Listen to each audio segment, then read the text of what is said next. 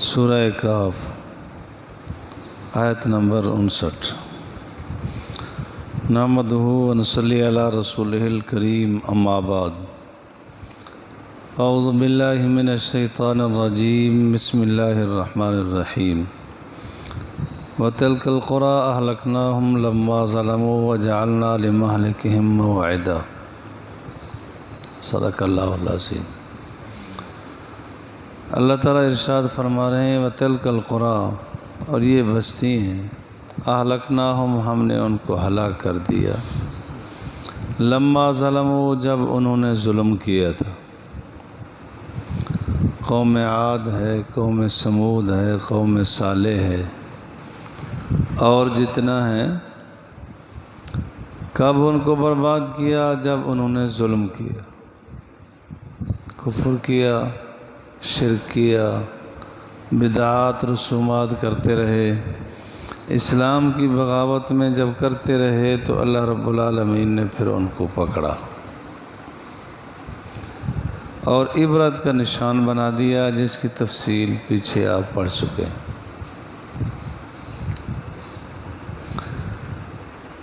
مشرکین مکہ بھی اور انبیاء سے بھی یہ مطالبہ ہوتا تھا کہ اگر آپ واقعی برحق نبی ہیں تو ٹھیک ہے، ہم پہ عذاب آ جائے۔ اللہ معاف کرے، یہی جملہ آج بھی استعمال ہوتا ہے۔ بتایا جاتا ہے کہ دیکھو اللہ کی پکڑ بڑی سخت ہے، یہ ہے وہ ہے، تو آگے جواب ملتا ہے اور جون سا آسمان گراتے ہو گرا دو، جون سے قیامت گرانی ہے گرا دو، کر لو جو کچھ کرنا ہے۔ یہ بڑی جرات کے جملے ہونے نہیں چاہیے۔ وہ بھی یہی کہتے تھے کہ اللہ کا عذاب کیوں نہیں آ جاتا؟ تو اللہ رب العالمین نے فرمایا اس کا ایک وقت مقرر ہے، تمہیں ڈھیل دے رکھی ہے، ایک وقت مقرر ہے، جب وہ آ جائے گا، اذا جاء اجلہم لا یستاخرون ساعۃ ولا یستقدمون، ایک لمحہ آگے پیچھے نہیں ہوگا۔ لن یجدوا من دونہ وجعلنا لمہلکہم موعدا، اور ہم نے بنا دیا ان کی ہلاکت کے لیے ایک وقت مقرر۔ وہ وقت آئے گا، ہر قوم کا وہ وقت آیا۔ بڑے بڑے ظالم، بڑے بڑے جابر، ظلم اور تعدی کی حد کر دی۔ کہنے والے کہتے تھے کہ پتہ نہیں کب ان پر پکڑ آئے گی، لیکن جب پکڑ آئی اللہ نے عبرت کا نشان بنا دیا۔ ابرا جیسا بادشاہ آیا، اللہ تعالیٰ نے ابابیل سے کام لیا، قیامت تک کے لیے عبرت کا نشان بنا دیا۔ وَإِذْ قَالَ، اور جب فرمایا موسیٰ علیہ السلام نے لفتاہ، اپنے نوجوان سے، لا ابرح، میں نہیں ہٹوں گا، حتیٰ کہ میں پہنچ جاؤں مجمع البحرین، جہاں دو سمندر مل رہے، او امضی حقبہ، یا صدییں چلتا رہوں، سالہ سال چلتا رہوں۔ موسیٰ علیہ السلام اولو العظم پیغمبر ہیں، سب سے زیادہ مقام انبیاء میں جناب رسول اللہ صلی اللہ علیہ وسلم کا ہے، اس کے بعد ہے مقام سیدنا ابراہیم علیہ السلام، پھر مقام ہے جناب موسیٰ علیہ السلام۔ اتنا بڑے اولیاء درجے کے نبی اور صاحب کتاب ہے۔ اللہ نے ان پر جہاں صحائف اتارے وہاں تورات بھی اتاری، تورات موسیٰ علیہ السلام پر اتری تھی۔ ایک مرتبہ بڑے مجمع میں بیان فرما رہے تھے، کسی نے پوچھا کہ آپ سے زیادہ علم والا بھی کوئی ہے؟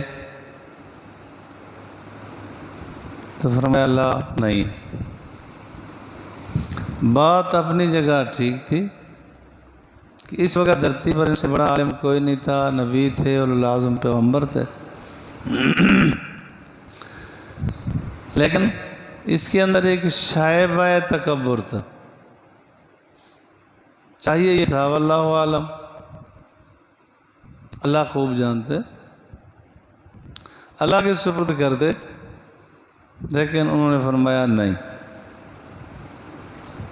یہ جملہ اللہ رب العالمین کو پسند نہیں آیا۔ تکبر بہت گندی اور بری بیماری ہے۔ صلحاء فرماتے ہیں کہ جو رذائل ہیں نا، گندی بیماری ہیں، یہ سب سے آخر میں تکبر نکلتا ہے۔ پتہ تو اس وقت چلتا ہے نا کہ جو آمنا سامنا ہو، ایسے تو آدمی کہتا ہے میں تو کچھ بھی نہیں۔ یہ جتنے جھگڑے اور فسادات ہو رہے ہیں، اس کا نتیجہ یہی تکبر ہوتا ہے۔ یہ مجھے چھیڑا، مجھ سے بات کی، کمال ہے، میرے سے ایسا معاملہ، بیوی شوہر سے اڑی ہوئی ہے، شوہر بیوی سے اڑا ہوا ہے، بھائی بھائی سے لڑا ہوا ہے، وہ یہی ہے کہ مجھے زیر کیوں کی ہے، میں تو زبر تھا۔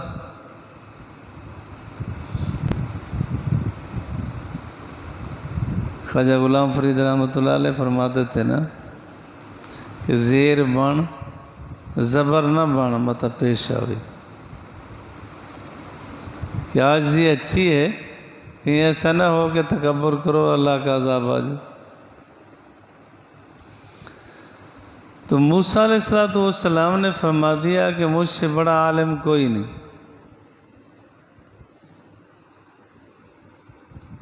لیکن شائبہ بڑائی تھی۔ تو اللہ رب العالمین نے فرمایا جہاں دو دریا مل رہے ہیں وہاں ایک آدمی ہے، وہ اس کے معلومات اس سے بہتر ہے، فوراً متوجہ ہونا بھی ایسے چاہیے۔ بات یہ ہے کہ مخدوم بننے کے بعد خادم بننا ہوتا بڑا مشکل ہے، لیکن فوراً تیار ہو گئے کہ میں جاتا ہوں سیکھنے کے لیے، میں پڑھنے کے لیے جاتا ہوں۔ تو ایک نوجوان کو ساتھ لیا، بعد میں اللہ تعالیٰ نے ان کو بھی نبوت عطا کی، حضرت یوشع ابن نون۔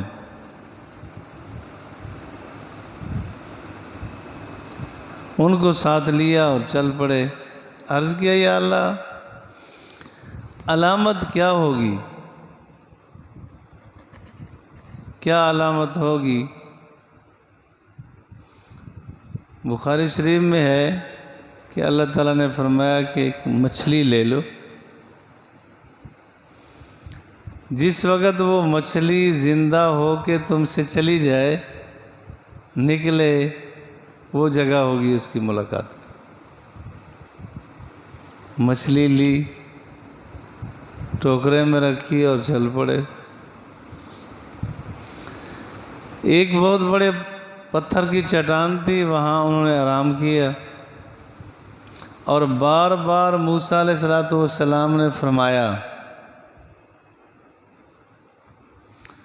کہ جب یہ مچھلی زندہ ہو مجھے بتانا۔ پھر سے پھر کہا، انہوں نے کہا جی بتا دوں گا، بار بار کہنے کی کیا ضرورت ہے؟ فرمایا وہ جگہ ہمارے ملنے کی ہوگی۔ موسیٰ علیہ السلام کچھ روایات میں ہے کہ سوئے، کچھ میں ہے کہ قضائے حاجت کے لیے تشریف لے گئے، مچھلی زندہ ہو گئی اور اس نے چھلانگ لگائی اور دریا کی طرف گئی۔ حضرت یوشع ابن نون یہ دیکھ رہے تھے ساری کیفیت۔ پھر اس پر مزید حیرانگی یہ تھی کہ پانی میں جہاں جہاں سے وہ جا رہی تھی تو وہ سوراخ سرنگ باقی کی باقی تھی. کہنا پانی میں راستہ تو نہیں رہتا، پانی مل جاتا ہے. یہ دیکھ رہے تھے کہ یوں ہی جا رہے تھے. لیکن چونکہ اس وقت انہوں نے بھی کہ جب بار بار فرمایا تو انہوں نے کہا جی میں بتا دوں گا، پھر کہنے کی کیا ضرورت پڑی. تو اللہ نے ذہن سے نکال دیا،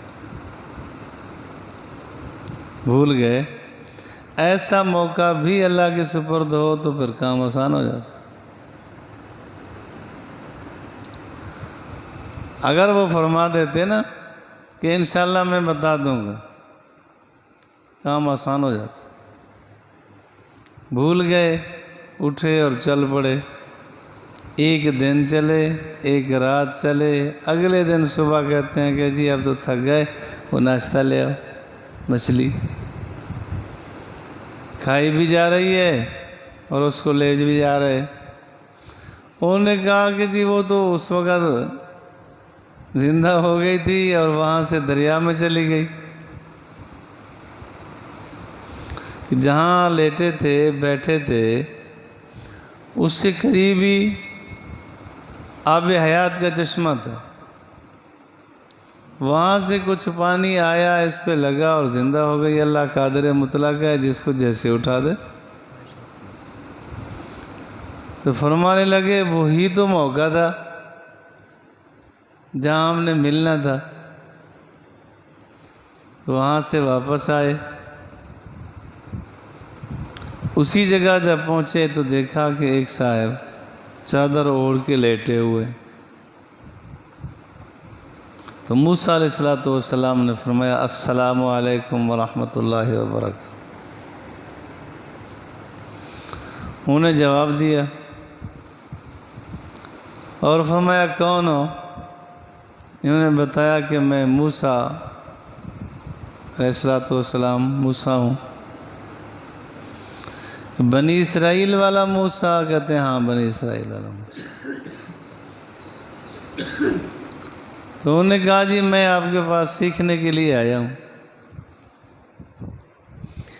حضرت موسیٰ علیہ السلام کے پاس کتاب اتری تھی، ظاہر شریعت تھی. ان کے پاس ظاہری شریعت تو نہیں تھی، علم لدنی ہوتا ہے جس کو عطائی علم کہتے ہیں، اس کے بادشاہ تھے. وہ اللہ تعالیٰ جس کو چاہے عطا کر دے. اللہ والوں کے ساتھ ایسے عنایات اللہ تعالیٰ کے ہوتے ہیں. حافظ محمد صدیق صاحب برسونڈوی رحمۃ اللہ علیہ حافظ تھے، عالم نہیں تھے، لیکن اللہ نے ایسا علم عطا کیا تھا کہ جب بھی کوئی ان سے مسئلہ پوچھتا تو فرماتے فلاں کتاب فلاں صفحے پر یہ مسئلہ موجود ہے، اور وہ کھول کے دکھا دیتے، پڑھے ہوئے نہیں تھے. یہ عطائی علم ہوتا ہے. خلیفہ غلام محمد صاحب دین پوری رحمۃ اللہ علیہ کا بھی ایسے ہی تھا. وہ ابتدائی کتابیں قدوری ایک کتاب ہے، اس کے نصاب تک وہاں تک پہنچے تھے. حافظ محمد صدیق صاحب رحمۃ اللہ علیہ تشریف لائے تو فرمایا اس کو میرے ساتھ بھیج دو. یہ بستی مولویان میں پڑھتے تھے. بھیج دیے گئے تو اللہ نے ایسا علم عطا کیا، ان کا بھی یہی حال تھا کہ جب بھی کوئی ان سے پوچھتا تو وہ کتاب کھول کے دکھا دیتے کہ یہ مسئلہ لکھا ہوا. یہ علم لدنی ہوتا ہے، اللہ جس کو چاہتے ہیں عطا کر دیتے. شاہ اسماعیل سید رحمۃ اللہ علیہ کا بھی اس طرح کا واقعہ ہے. ایک مرتبہ تشریف لے گئے. کافیہ ایک کتاب ہے جو نصاب میں پڑھائی جاتی ہے، اس کا سبق یاد کرنا تھا. ایک سائڈ میں چلے گئے، ایک سائڈ پہ ایک چھوٹی مسجد کھڑی تھی کہ وہاں بیٹھ کے میں یاد کروں. جب وہاں گئے تو دیکھا کہ مسجد کا حال تو بالکل ہی صفائی کرنے کے قابل، کچرا پڑا ہے، کوئی حال نہیں، تو کتاب رکھ دی، مسجد کی صفائی کرنا شروع کر دی، مسجد کو خوب صاف کر دیا۔ فرماتے ہیں پھر ہوا کیا، میں نے جو کتاب کھولی نا تو الفاظ کچھ نہیں تھے، سفید کاغذ نظر آئے۔ میں نے کہا یہ عجیب ہے بھائی، میں نے محنت کی ہے، مسجد صاف کی ہے، اللہ کے گھر کی خدمت کی ہے، اور حال یہ ہو گیا۔ پھر عرض کیا حضرت احمد شہید رحمۃ اللہ علیہ سے، استاد تھے ان کے، عرض کیا حضرت جی ایسے ایسے ہو گیا ہے۔ فرمایا بس اب کام بن گیا کہ اللہ تعالیٰ نے اب ظاہری علوم سے ہٹا کر عطائی علوم آپ کو عطا ہوں گے، کمال کے عطا ہوں، اور ایسا ہی ہوتا تھا، اللہ نے بڑے علوم عطا کیے۔ تو موسیٰ علیہ السلام ان کے ہاں تشریف لے گئے، تو جب انہوں نے دیکھا کہ یہ تو ظاہر شریعت کا پابند آدمی ہے، میرے پاس تو معاملات اندرونی ہوتے، تو فرمایا تم یہاں گزارا نہیں کر سکو گے۔ تو انہیں عرض کیا کہ جی میں صبر کروں گا، کوشش کروں گا۔ تو موسیٰ علیہ السلام نے اپنے اندر طلب پیدا کی، دین سیکھنے کے لیے ہزاروں میل کے سفر اکابر نے کیے۔ ہے بھی یہی کہ جو آدمی دین سیکھنے کے لیے نکلتا ہے اللہ تعالیٰ اس کے لیے جنت کے راستے کھول دے۔ یہ بھی حدیث میں ہے کہ من تعلم علما لغیر اللہ او اراد به غیر اللہ فلیتبوأ مقعدہ من النار۔ اگر کسی نے علم اس لیے سیکھا کہ اس سے دنیا کماؤں گا، اس نے اپنے لیے جہنم کا ٹھکانہ بنا لیا۔ دین کو دنیا کا غرض نہ بنا، دنیا آئے گی، اللہ تعالیٰ بھوکا تو نہیں مارتا، ضرور رزق دیتا ہے اور باعزت رزق دیتا ہے۔ اور یہ بھی ہے من خرج فی طلب العلم فهو فی سبیل اللہ، جو دین سیکھنے کے لیے نکلتا ہے وہ اللہ کی راہ میں چل رہا ہے، اللہ کے امان میں چل رہا ہے۔ دین سیکھنے کے لیے طلب چاہیے، اگر طلب ہوگی پھر تو کچھ حاصل ہوگا، اگر طلب نہیں پھر نہیں حاصل ہوگا۔ طلب چاہیے، باقی پھر باقی اللہ تعالیٰ مجھے اور آپ کو فہم قرآن فہم حدیث نصیب فرمائے۔